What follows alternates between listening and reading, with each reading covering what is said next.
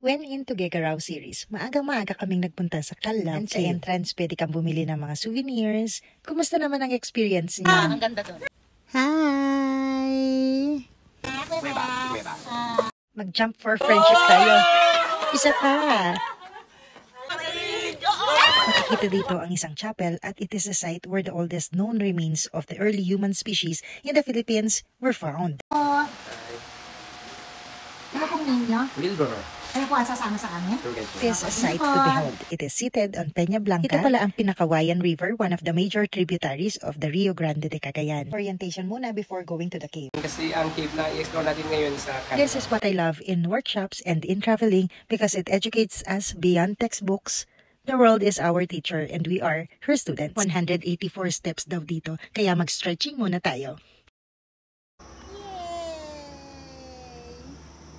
Tara na! Forever grateful for everything. Big or small blessings, happy or sad moments, win or lose, achievements or losses. Thank you, Lord, for your healing, your grace, and your traveling mercies. Practice muna tayo.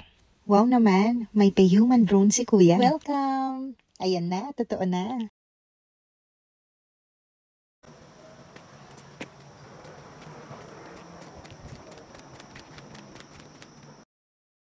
Welcome to Calao Cave.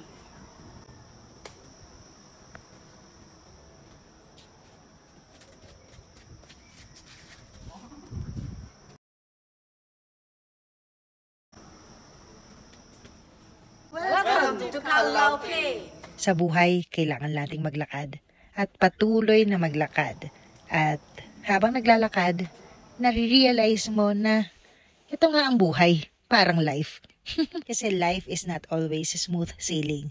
We will encounter difficulties, obstacles, and setbacks, but what defines us is not what happens to us, but how we respond. Mga challenges na to, stepping stones and opportunities to learn and grow.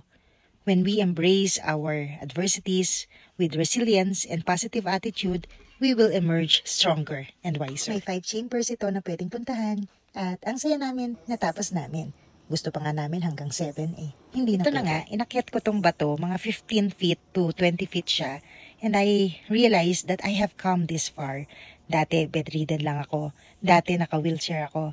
Ngayon namumundok na at gumagapang pa. This is a reminder to all to be kind to oneself. I hope you would never give up on yourself. Keep holding on to that little faith deep within your heart and tell yourself you are stronger than you think.